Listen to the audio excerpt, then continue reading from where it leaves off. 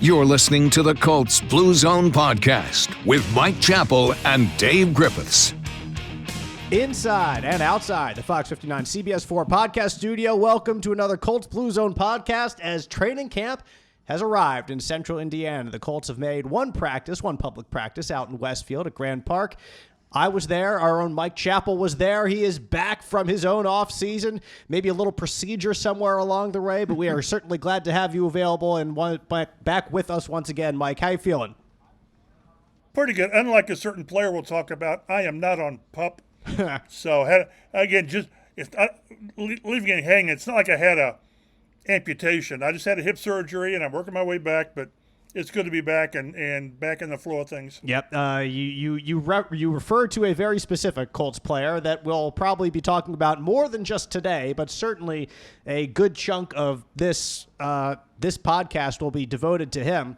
And who knew that this was going to be the case a week ago? Just with how things have transpired, things have gone from just anticipating maybe something to happening to maybe doubtful or questionable, Matt, that something would happen to now maybe more on the lines of, oh my goodness, this seems like it's a little messy. Man, did that took a sharp left turn this week. I did not necessarily expect that. You know, they didn't get a contract agreement with Jonathan Taylor, but I thought that maybe it might be a thing they might get done before the regular season goes. But man, after things that have transpired, I'm not so sure that's the case. And with all the many things we could have been talking about this week, from training camp, everybody getting back together, Shaq Leonard, Anthony Richardson, which we will certainly touch on all of these, but it would have been a lot more than just touching on them, here for the first podcast of training camp. But that's maybe what we're going to have to relegate it to with some major news this week. We do have a lot to discuss. We will get into all those. Also spoke with some coordinators today and assistant coaches. Reggie Wayne, always entertaining, always enlightening, always insightful too. But we have to begin with running backs and Jonathan Taylor and his situation here with the Colts. And it took the sharp left turn that Matt is referring to, Chap, just the other night on the platform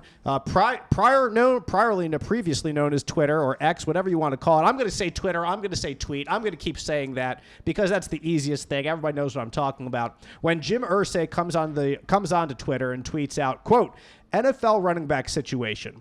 We have negotiated a CBA that took years of effort and hard work and compromise in good faith by both sides.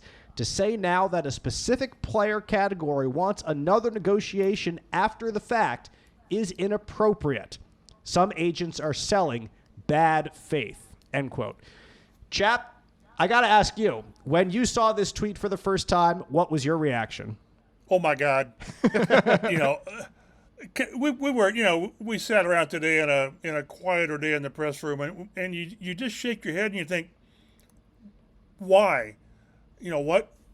I honestly thought that we covered the situation as much as we could cover it when we talked to Chris Ballard Tuesday, and I thought he really softened the possibility of an extension. We're coming off a 4-win season, and new coaches are just getting their eyes on these guys, and besides, JT's coming off an injury, which to me wasn't, very encouraging on an extension. And then the owner comes out and basically, just poured gas on it. And I imagine that his response primarily was fueled by Najee Harris's comments and all the stuff that went on in that Zoom meeting. But to think it wasn't going to be affixed locally to Jonathan Taylor, it just was. And then no sooner do we get that, then the agent chimes in with, what was it? Bad faith is not giving your top offensive player or paying your top offensive player. And then today, I think Ian Rappaport put something like, I hope this situation or this relationship can be fixed. And what did the agent say? Probably not, or something like that. So it's just crazy. Or I doubt it. He said, I doubt it. So one thing that I've learned through the years, I don't care if you're right or really right in your stance. When you get into a verbal spat with an owner, you're going to lose. You're going to lose. So I don't care how right that JT and his agent feel they are. Don't just get into a fight with the owner because it's his team, it's his money, and I don't see how this thing gets resolved quickly or neatly. Certainly not quietly. Matt, there's a lot to unpack there. Let's kind of for our listeners who are not up in the completely up to date on all the details. Chap referenced some Najee Harris comments and the kind of meeting among running backs, and we agree. I think that's maybe where this came from. This tweet from Jim Irsay. But at the same time, as Chap also mentioned, it was obviously going to be connected to the Jonathan Taylor situation. Even if Jim Irsay wanted to refer to this other situation that happened, it was going to be connected nevertheless. Can you bring our listeners up to speed about what exactly this Najee Good comment is? So what Najee Harris said was basically he said, as running backs, we don't have a lot of recourse to improve our positions and improve our salaries. And the franchise tag has really rankled a lot of these running backs because as we've seen, it's like a guy can't get a long-term extension, so the team franchise tags him, and then they do it again, and they do it again. They can only do it so many times, but by that time, the running back has kind of burned through his value, so to speak. And he had sort of suggested that perhaps the NFLPA should look at re-examining the franchise tag that has already been collectively bargained, by the way, and how they would work, especially when it relates to certain classes of players, this being running backs in this case. And Chap, to explain this a little bit more, like there are certain classes of players that get certain amounts when they're franchise tagged, and it goes alongside of just how much money some of their top paid players at all these positions make. So if you're a quarterback and you get franchise tagged, you're going to make like $30-40 million, right, whatever it is. I don't know the exact number, but if you're a running back and you get franchise tagged, there's only kickers and punters that are beneath you, and tight ends maybe, I think, something like that. It's about $10 or $11 million, somewhere in that range that they make. It is not even close to what some of the top offensive weapons, if you want to include it, like wide receivers would make. So that's kind of the impetus behind this push from the running backs. And like I understand somewhat their point, Chap, that the franchise tag really is inhibiting toward them and toward earning new contracts, but the point that Matt makes is that this was collectively bargained, and this collective bargaining agreement goes for the next 7 years, I believe it is right now. And Jim Irsay, seeing himself as a longtime NFL owner, very in touch with the league, I could understand why he would jump to the league's defense in this situation. But at the same time, I think that he wasn't the right man to do it because of the situation that Jonathan Taylor was in with his team, right? Correct. Again, maybe he wasn't talking about JT, but that's the only way locally you can view it. And I feel for running backs, I think JT needs an extension. You and I maybe disagree. I don't know. But it all depends on the money and what he wants. And I've seen no leakage of what the Colts will offer, what JT wants. Maybe, they're obviously a ways apart. If the Colts indeed have offered an extension, we don't know. But there are some facts. The franchise tag was never really intended to be used on running backs and tight ends and all this. It was primarily a tool so a team doesn't lose its quarterback. It was really put in place so that a Peyton Manning or a Mahomes or somebody doesn't ride free agency and leave a franchise bereft of its best player. But teams have used it wherever they feel necessary. And what players, running backs don't want to hear it now, but this was bargained. The players agreed to this. They agreed to the franchise tag, and not a franchise tag with limitations, but a franchise tag. And they did that because they wanted something else. They wanted, shorter practice times in the offseason. They wanted something else. And again, I don't know what it was, benefits, whatever.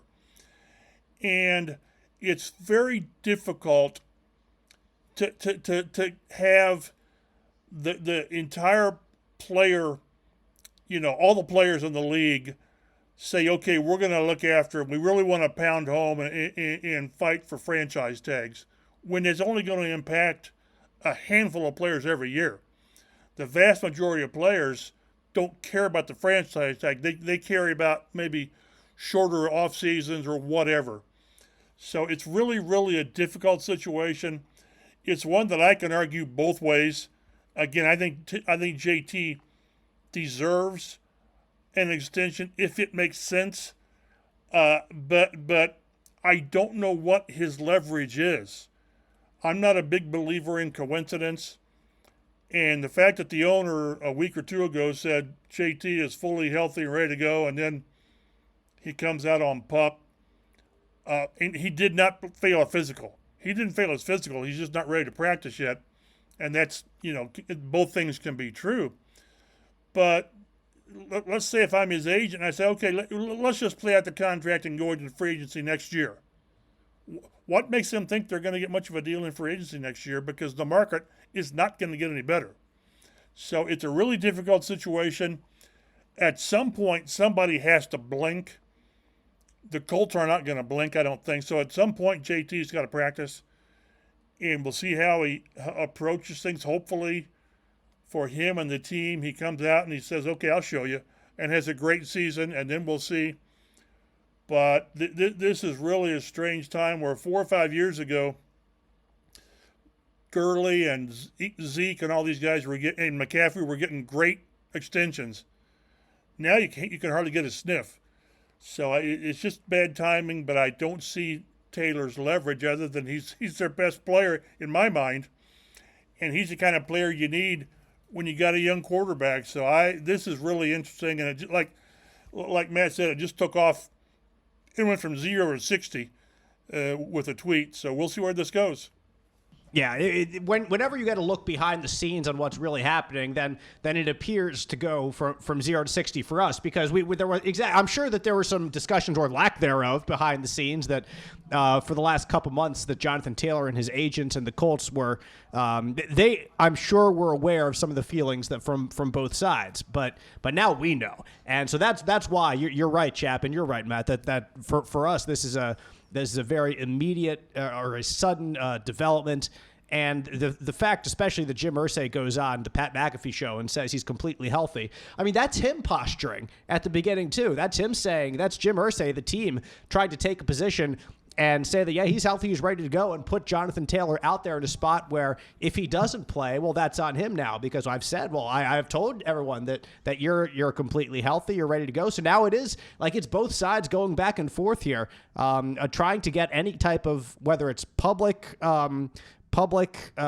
appreciation or people behind you, but it's just seems like it's rare in these instances to me that the public, that fans take the side of the player. They usually take the side of the team because they cheer for the team.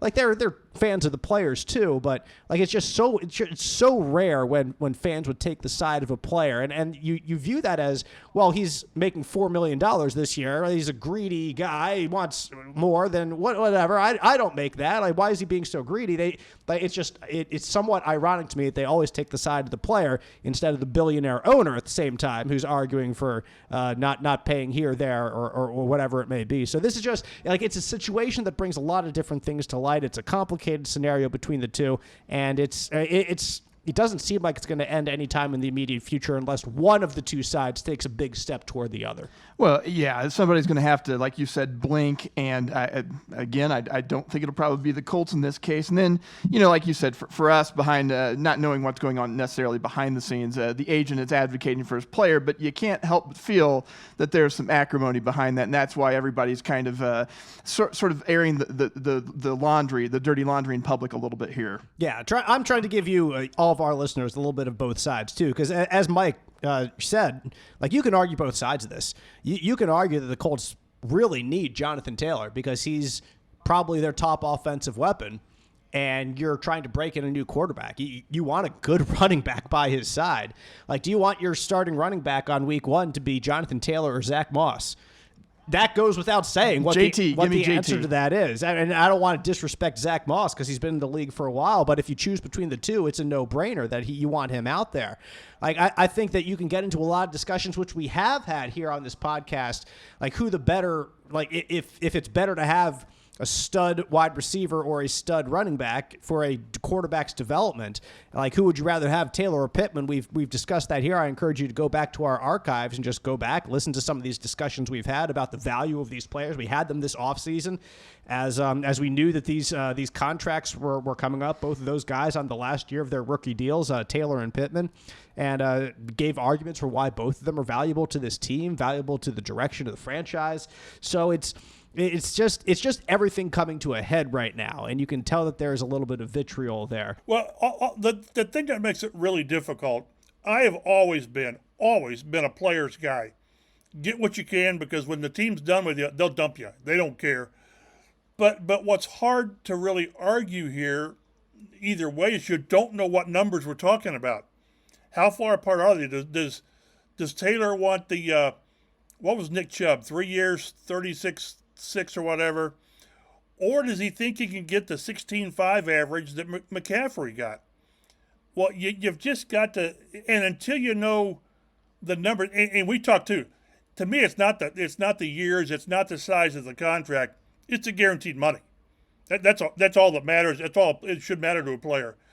You know, and I've always had the idea that, okay, give him 3 years, that maybe he's really 2, and the guaranteed money has got to be this year, which is $4 million, and then 2 franchise tags, which is roughly, I don't know, 10.1 or maybe more next year, and then so maybe $25 million guaranteed. And if the Colts have been in that neighborhood and he still doesn't want it, then it's not going to get done.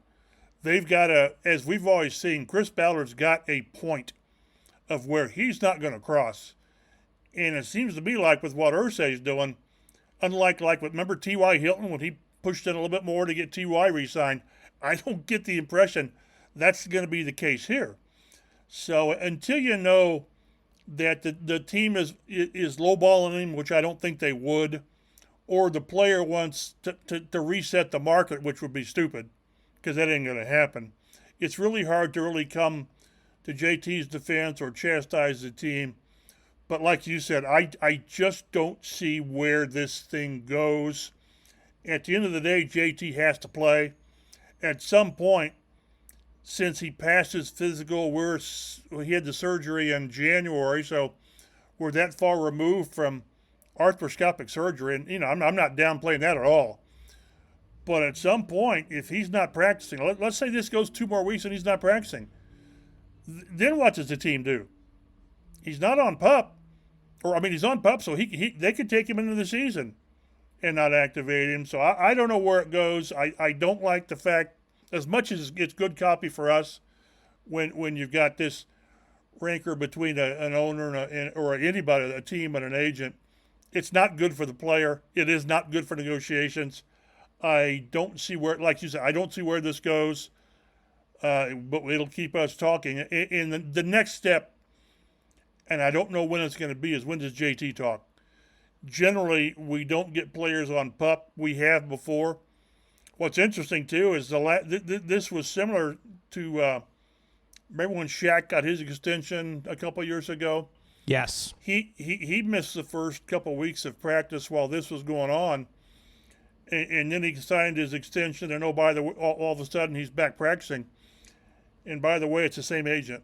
So it's interesting, but good luck guessing where this is going to go. And I'm glad you brought up Shaquille Leonard, Mike, because part of the problem that the Colts have is they're drafting good players that are at non-prime positions. And this is, again, something that we've discussed here on this podcast in the past, and something that Jonathan Taylor will point out. Like, Jonathan Taylor and his agents will point out to Chris Ballard or Jim Irsay, or whoever they're in the room with, is that, like, yes, maybe running back's not a prime position in the NFL, but you went out and you paid prime money to Shaquille Leonard, and linebacker's not a prime position in the NFL. You went out and you paid left tackle money to a guard in Quentin Nelson, and that's not a prime position in the NFL. So why are you giving the money to these other good players and players you've said are the foundations of your franchise, and you're not giving good money to me, a good player and a dynamic offensive talent, someone that you have said you want to help build this franchise with? So from that perspective, Taylor's view is very clear and obvious and very difficult for the Colts to argue against. And yet the last two players to lead the league in rushing, neither of those teams made the playoffs. JT had the best run this season by a Colts running back, and this is a team that's had, Falk and Edge and Dickerson, 1,800 yards and all the touchdowns, and they don't make playoffs. So, in a way, that's, of course, to argue that, though, and the other thing is, what the Kansas City Chiefs last year win the Super Bowl with Isaiah Pacheco. What was he, a 7th-round pick? But they've got the quarterback. So it's such a difficult situation locally and nationally. And I tell you, Saquon Barkley did not help running backs' cause. No, he did not. But by getting a 1-year deal for a little bit more than the tag. The tag's what, 10.1. So he continued to devalue the position. I understand why he did it, but that didn't further their cause. It's fascinating, but I would much rather be fascinated with it being some other team's problem. This is something the Colts don't need for their development, like you said. They need him, not Zach Moss, in the starting lineup. Yeah, Matt, if there's another all running backs Zoom meeting, I don't think Saquon Barkley is going to be invited after he signed just 1 year and a little bit more than the franchise tag money. I will say this, that Chris Ballard did tell us this week that he had lengthy talks. Lengthy talks is what Ballard said about a new deal with Taylor in earlier this year in May and June. And Chris is never one to lie to the media directly. Like, he wouldn't say that if it didn't happen. He's very careful with his words in areas where he wants to be careful. So I'll certainly take him at his word in that. So whether a new deal has been offered to Taylor and his agent or not, like, both sides know exactly where they are dug in. Both sides know where the other stands. So, like, the fact that even if there has been no official deal offered, the other side is irrelevant because they both know what they want. So the Colts are not going to offer a deal that they know is going to be rejected in forthright. They're not going to waste their time putting it together and sending it to the lawyers and going through every line of dialogue if they know that it's not going to come out the other side with at least a chance of coming out the other side with a yes. So I did want to add that there. Is there anything else that, Matt, you want to add before we wrap up our Jonathan Taylor discussion and move on? I was just going to say that Coach Steichen, as always, providing so much clarity on as he does. With Yes, always. Typically vague is how I described what he had to say. Let's see how long it takes, and he'll be on the field when he's 100% healthy. Yeah, good like that. How about, Mike, anything you wanted to add before we move on? Yeah. One thing just to keep in mind, and if we're talking cold, hard NFL, the Colts have the hammer. The only option for JT is to withhold services. That's it. And at some point, the team will do something disciplinary-wise as far as whatever. But the team has the hammer. They can make him play for $4.3 million. I know people outside says, I'll play for $4.3. This is the NFL, so it's relative. And they can franchise him next year and franchise him the next year. So it's we can say unfair is not the right word. JT may not like it, but this is the environment he's in. And again, who blinks first? It's got to be the player, because the team will go on. Someone will be a running back. Maybe somebody, Dominic Rhodes was an undrafted player, and he had a pretty good career. So I don't think the position is interchangeable to that degree. They need JT, but they have their limit on what they're going to pay him, and they're not going to budge too much from that. All right, let's get to Colts training camp now. There are some other odds and ends to deal with as training camp opens here in Westfield at Grand Park. The team did sign their final 3 draft picks, Anthony Richardson, Juju Brents, and Blake Freeland, who had not signed yet earlier this week. Not a surprise that any of them got done, in my opinion, because they're just certain set marks or set slots that you're going to make if you're drafted at a certain spot now in the NFL. It's, again, part of the collective bargaining agreement that was signed, whether it was 3 years ago or the one even, I think, 13 years before that, because it's been a while now that's the previous one's the one that got rid of the crazy contracts for rookies. Right. I'm trying to think, who was the last one? Was it Bradford or Stafford? Yeah, Sam Bradford. Bradford's the one that sticks out. $72 million or whatever it was, and now. Because I thought Andrew Luck might have been the first one not to get that, but like you said, these contracts, you know what you're going to pay. It's set. The only, there are things, I'm guessing with Richardson, it went to the last thing because how do you pay was it $27 million signing bonus? Do you defer it? Do you spread it out? Well, he's getting it all up front, which good for him. But there's these things I think there's only one draft pick still out, unsigned, and it's just there's not a lot of negotiations to do with them. Yeah, and I was always waiting for Bryce Young at number 1 to sign. Like, I didn't think Anthony Richardson was going to sign before him, so that's exactly what we saw. Yeah, you saw he Bryce, signs, then dominoes fall. Yeah, exactly. Basically. Then Stroud signed number 2, then Anthony Richardson signed. That was not a surprise. A pleasant surprise for the Colts at the beginning of training camp is the fact that Shaquille Leonard was not on the physically unable to perform list. And in fact, Chap, he was out there performing, if not at full capacity, pretty darn close to it. And I'll be the first one to say that throughout this offseason, me specifically on this podcast, I have been the one that has been ringing the bell to say, or ringing the alarm bell on Shaquille Leonard, that this could be a big disaster if things turn in a specific way. Well, at the beginning of camp, it looks like it is going the opposite way. It looks like it is going in a much better way. I am not saying that Shaquille Leonard is at the finish line, and he is not saying that he is at the finish line just yet, but he is telling us that he feels a whole lot better than he has in a long time, and the fact that he was out there and did as much as he did, I think, had to be as an encouraging a thing that we saw on that first day of practice, Chap, as anything. Well, that's because we talked to Chris Ballard Tuesday, and he said Shaq passed his physical, hasn't been cleared for contact, but we have a process in place to kind of work him in, which gives you every indication that a pretty severe snap count. And he was out there for 90% of the snaps. So, again, we'll see if this can be practiced day after day after day, and then maybe after a week or whatever, get into contact. But, yeah, I agree with you. I thought, a really bad sign would have been him opening up on PUP, and then would get he's progressing, but there's no timeline, which we've been beaten to death with. So very encouraged. He was upbeat. Now, the only thing I say is he was upbeat last year when he came back too.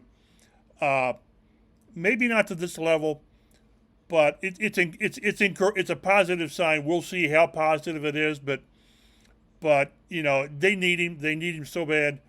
He's just a difference maker. He's got the it factor on defense, which is hard to quantify, but it's there. He gets turnovers. Having him back out there now doing something is a much more positive sign than what the alternative could have been. Yeah, the Colts defense last year, especially for the first half to 2/3, was pretty good even without him, but there's no doubt, Matt, that Shaquille Leonard brings an extra dimension to what was a good deal. He would have brought an extra dimension. We saw it when he, in the game he played, he got a takeaway, right away, even if he got knocked out pretty soon afterward. Didn't see a whole lot of game action last year. I mean, you saw it immediately, and if you look back 2 years ago, another all-pro year for him, he was basically playing on one ankle the entire time. He was injured that year. It's not just hurt. He was injured and playing through it, and he was still able to have an all-pro season because he had a ton of takeaways, whether it was interceptions, forced fumbles, and that's a reason to pay a non-prime position, like I was talking about earlier, prime money, is if you are a difference maker, and Shaquille Leonard taking the ball away is a difference maker in the NFL. I mean, yeah, that was the thing that really, the defense was solid at many points last year, but they were always kind of lacking that closer, that guy that would just turn the game on a dime, and Shaq's the guy who can do that. Even when he had one ankle, I remember he intercepted a pass, and it was very apparent that he could not return. It would have been a pick six for any other time in his career, right. But he was not able to do it. He tried to do a lateral, that sort of thing, but even on one ankle, he was able to do that stuff. So if he can be healthy, at least 95% whatever, he just makes such a huge difference for this defense. I mean, we saw it in his very first training camp when Chap, one of those first plays, he jumped up and picked off Andrew Luck. He's been making plays ever since, and if the Colts can have that on defense, I mean, they're going to be a better defensive team, and they're going to need some playmakers on defense, I think, this year. One thing people forget, and maybe I do it occasionally, this guy's had 4 significant surgeries in about 2 years. Remember at that one in June of 21, he had the ankle surgery.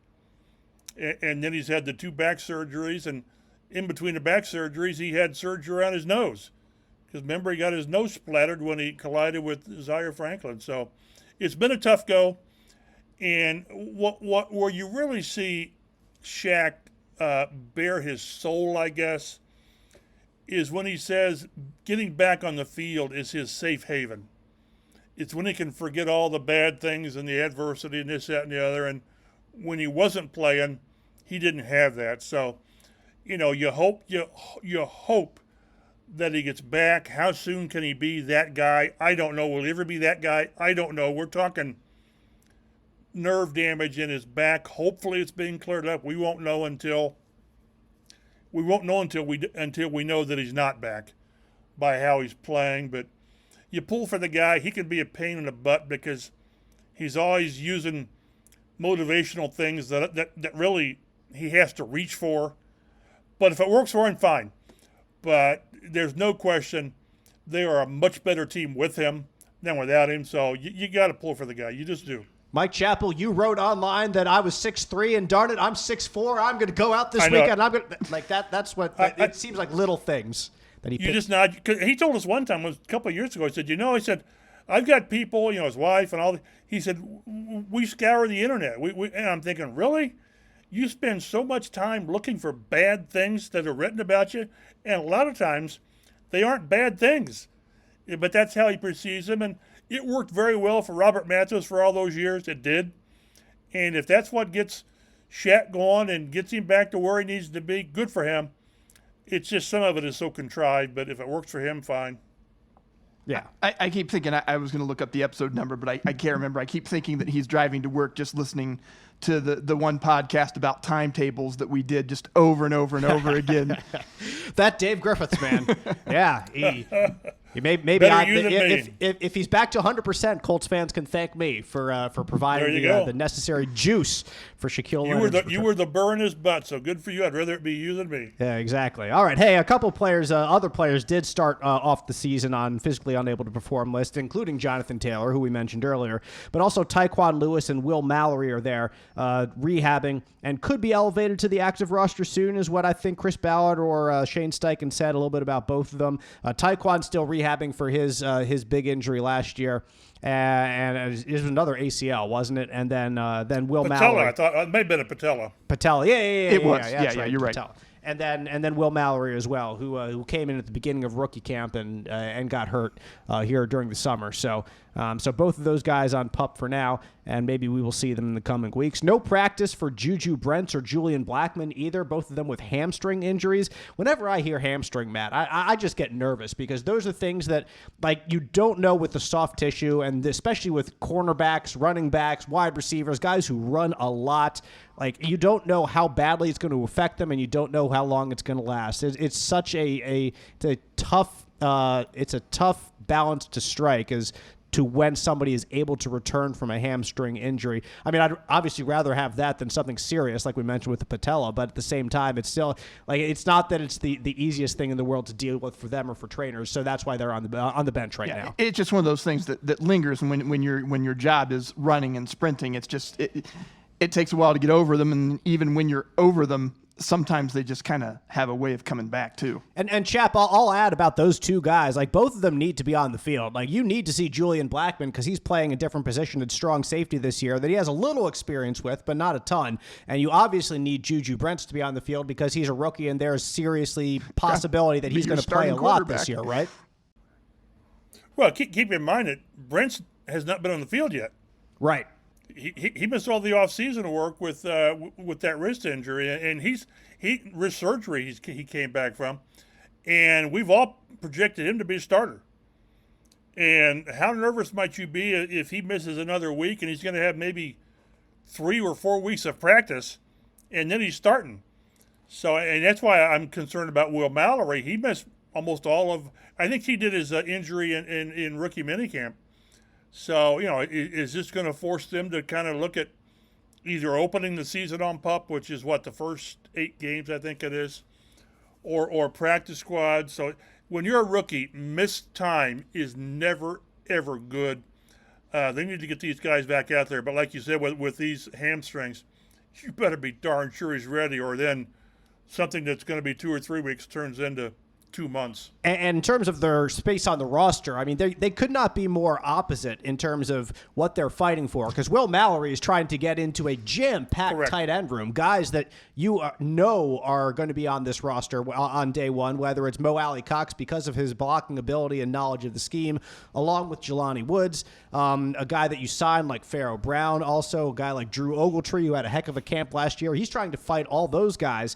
And then Juju Brents is the penciled-in starter right now. So like I said, very opposite situations, Matt, for these guys to find themselves in. But nevertheless, it's always important to be on the field and practicing. I really want to see Juju Brents out there, see what he's got, because like you said, they're going to have to lean on that guy because of, first of all, they were thin at cornerback anyway, and then, of course, Isaiah Rodgers got suspended, so that does not help. Now, I did have a question for you guys. Was Josh Downs out there practicing? Because I didn't remember reading anything about it. Yep, Josh Downs was there. You just get swallowed up, and everything else that's going on. Yeah. So he did make his return to the field. We saw a little Josh Downs out there. Not anything too descript from my end. What I saw, Chap. Did you see anything in particular? But I did see him out there.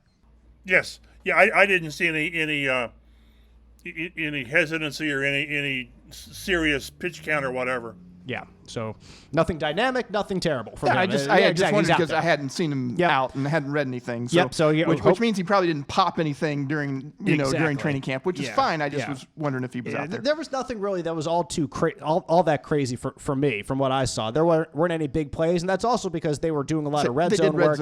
And Shane Steichen was explaining some of his reasoning behind that. He didn't want to do these full field plays. He didn't want to put his receivers and corners into any full field sprints because just you look at the history of training camps in the NFL, and the majority of injuries happen within that first week because guys are still ramping up. And that's another thing with the collective bargaining agreement, the CBA. Ding, ding, ding. There's another one for the counter, like that players have negotiated with the NFL is for there to be a ramp up period in training camp. That at the beginning you're not wearing shoulder pads, you're not wearing any pads for that matter. Like there's a certain number of practices you need to go through in order to then raise the level to, hey, you're allowed to wear shells, which is like helmets and shoulder pads, but nothing else. And then you're able to wear full pads and do full contact and all that stuff. So Shane Steichen is really trying to keep the exertion at a minimum, and it was only a 1 hour practice. I mean, you're moving quickly from one group to the next, from one period to the next, but at the same time, it's not the same level of exertion that a Reggie Wayne exhibited in his day. Talking to Reggie today, he was great.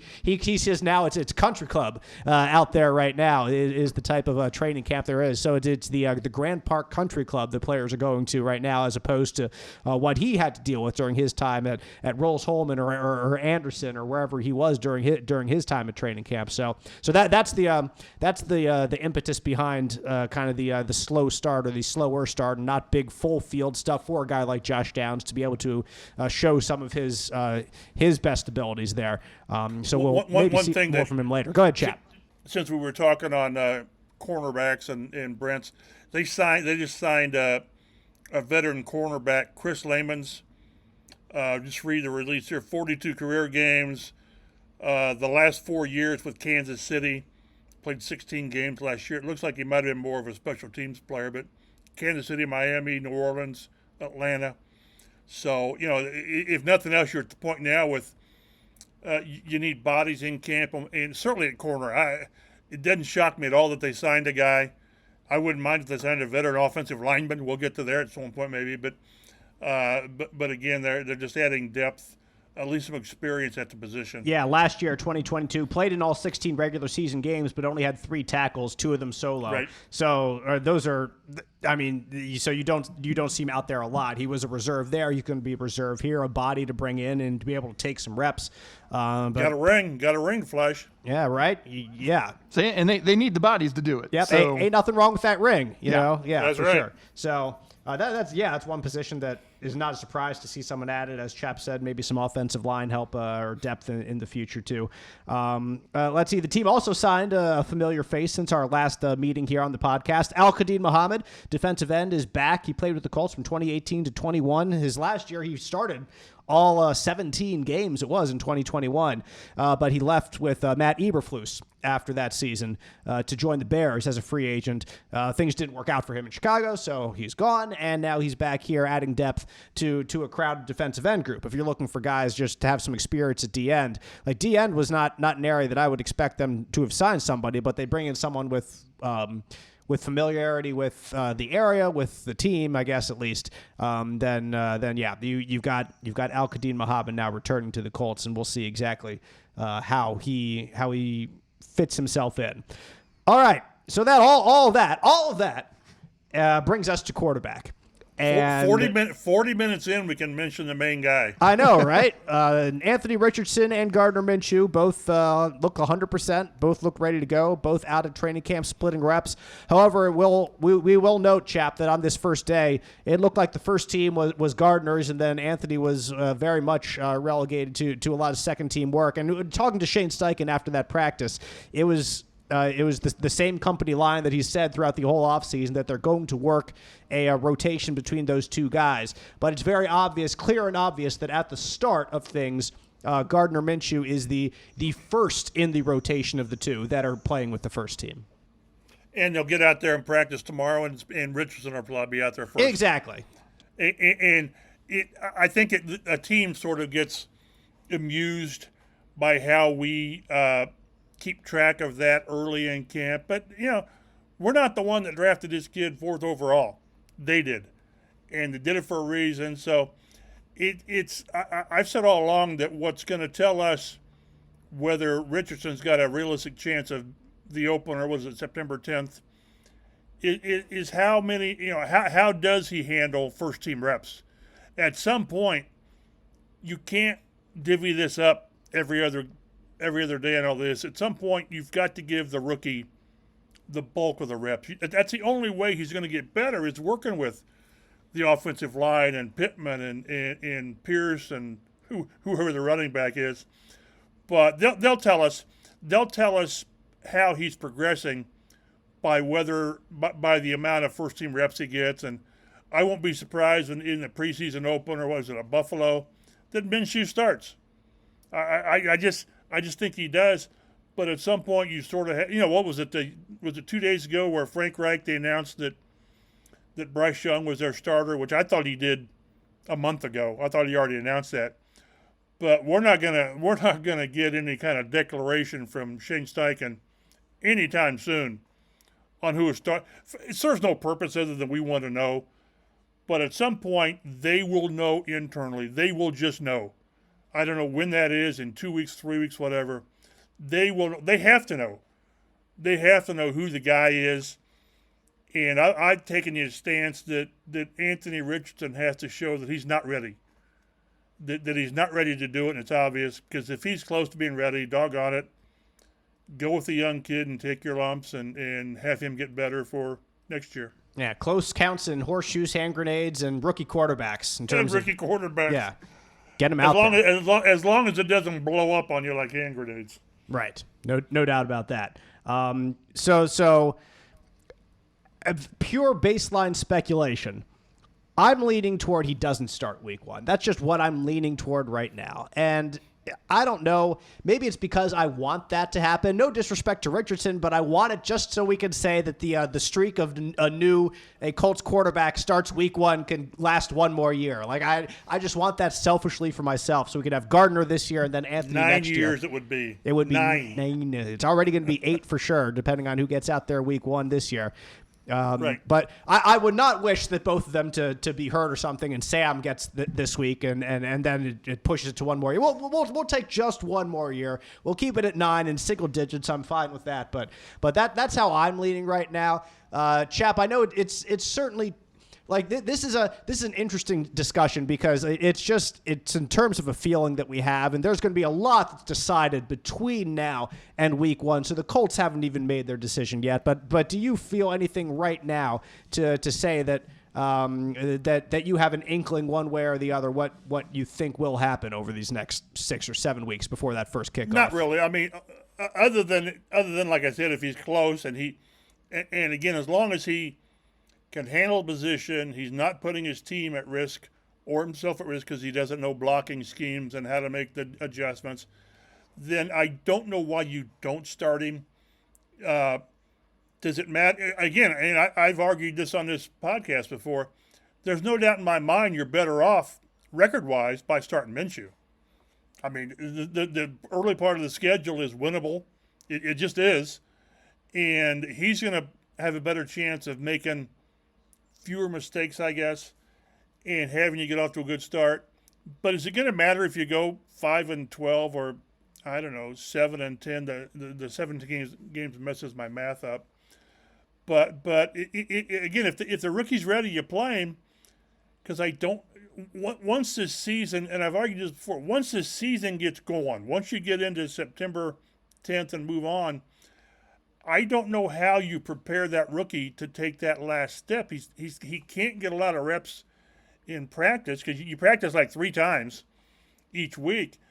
And if he's not ready by September, what can you do in limited practices to get him ready, barring injury? So I kind of go back and forth, but I think if he's close to ready, you start him. But they're not going to tip their hands. I don't know. Maybe after the 3rd preseason game, I don't know. I don't know when they would announce it, but it would be kind of cool, so I guess, from a media standpoint, to have Minshew start and then AR next year, and then you will have 9 seasons of a different starter, which is kind of crazy. It's crazy. I mean, I know had it. something to say there. But I was just waiting. I cannot process all of that. It's like the Browns, or the Dolphins, one of those jerseys that you saw fans have in the day after Had like Marino. 20 names on it. Like everybody crossed off, which is one after the other. Yeah. That the Colts are in that scenario. Now, I will say this. If the Colts want him to start week 1, they're going to need to get him ready in training camp. And what I mean by that is, like, what we saw in the first practice during 11-on-11, he threw like 2 passes. Everything else Correct. was RPOs. And is it important for him to do RPOs? Yes, because I think that's going to be an important part of him leading this offense. That's a skill that he has. You're going to have to make the proper reads on RPOs, whether you're supposed to hand the ball off or keep it yourself and take it around the edge. So I'm not saying that's not important. It is. But he can't just stroll out there and throw 2 balls during training camp practices. You would feel like RPO would be the thing that he'd probably be the most comfortable with. And, yeah, you need to practice it, but it's really the passing game that we're really wanting to see develop, and that's what we think he needs to work on. So I'm not throwing up any red flags by saying this. I'm just pointing out that as we go on throughout camp, you will probably see more passing toward the end of camp than you see with him at the beginning of camp, if indeed, like you say, Matt, he's more comfortable with that. And then he'll learn more about the passing game throughout. So if you're about to go to camp this weekend, who knows? Maybe they just do full-fledged passing. They do 3rd and long scenarios, because that's something that they could specifically do, is do a 3rd and long period. So you're trying to convert, 3rd and 8, 3rd and 7 all the time. So they'll throw it a whole lot more than they did yesterday, or as we tape this podcast on Wednesday in the first training camp practice. But nevertheless, just expect to see them kind of ramp that up if they really want to see him week 1. He needs to throw the ball more than he did in first training camp practice, which is obvious and is like I said, I'm not throwing up any red flags, but that's something that we'll see over the next couple weeks. So today, here in day 2 of training camp, there was no practice out there, but we did speak to coordinators, Gus Bradley on defense, Jim Bob Cooter on offense, Brian Mason special teams, also a slew of assistant coaches, including Reggie Wayne, the wide receivers coach, who I just can't bring myself away from Reg. If he's out there, like, I'm sticking my microphone in front of him. And I'm sorry to guys like Cam Turner, who's quarterback's coach, or Tony Sperano Jr., who's an offensive line coach. I know it's important to talk to those guys. I know that their positions are important, but I just can't pull myself away from Reggie. Chap, what'd you take away from your time with some of these assistants earlier today? Yeah, Reggie, and again, we used to have Fridays with Reggie when he was a player, and you wanted your work to be done by Friday. You did. And then when you talked to Reggie, you had to write a story.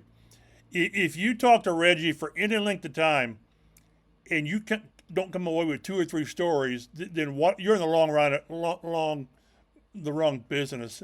But he's just very, very straightforward. He was talking. I only caught the part of it about the combative, competitive nature of Michael Pittman. He said, "Yeah, there've been times that we want to choke each other." Yep. But that's what you want. You want Reggie's a very quiet guy outwardly, but I tell you, in the practice field, he's very demanding. In the receivers room, he's very demanding. One of his funny parts is we mentioned that these Michael Pittman sort of led the 3 days in Miami with the receivers and the quarterbacks and the tight ends and the value of the work. And, Reggie said they never did that. He told them that when they were done, he'd see them in training camp. He with Peyton, he didn't go places. But he also said, somebody mentioned that Anthony Richardson, that they held their workout at the University of Miami. And Richardson showed up with his Florida Gators T-shirt on. Reggie said, that's disrespectful. Yes, sir. So Reggie and the old guys at Miami probably would have ripped the shirt off of him. But it's really, you really get good stuff from most of the coaches. Some of them don't say a lot just because they're guarded. But, we talked to Ron Milas about the cornerback room, and it's young. And he says you just get them ready and trust them. But it is a valuable time. But like you said, Reggie is just, they have to pull people away from him because he's such a good quote. He cares, he tries. It's always fun talking to Reggie. Yeah, no doubt about that. And you bring up Ron Milas, and there are different challenges for coaches, whether you're coaching a 10-year veteran or a rookie. It's hard to coach a 10-year veteran because they've been doing something one way for a long time, so it's hard to get them to tweak things sometimes, and it's also hard to get them to be better because they've come increasingly close to reaching their potential. It's also hard to coach a rookie because sometimes you feel like you're banging your head against the wall, and there's so much of the basic stuff or what you're trying to install in them at the beginning that coaching seems like it's continual in order to keep them on the straight and narrow path. What I'm trying to say is they're just challenges for both sides. Whether you have a guy who's experienced like a DeForest Buckner, if you're Nate Ollie, coaching defensive line, you're trying to coach up DeForest Buckner and get him just a little bit better, or if you're Ron Milas and coaching up this cornerback room and trying to mold very malleable clay at this point in their career. So all those guys put in a heck of a lot of work. So obviously we bring you what Shane Steichen has to say constantly, and he's just the head of the snake. There are a bunch of others beneath him that do a whole lot of work, and that work is just beginning in earnest in training camp in Westfield, and we will be out there for the next couple weeks. The Bears will be there in a little while.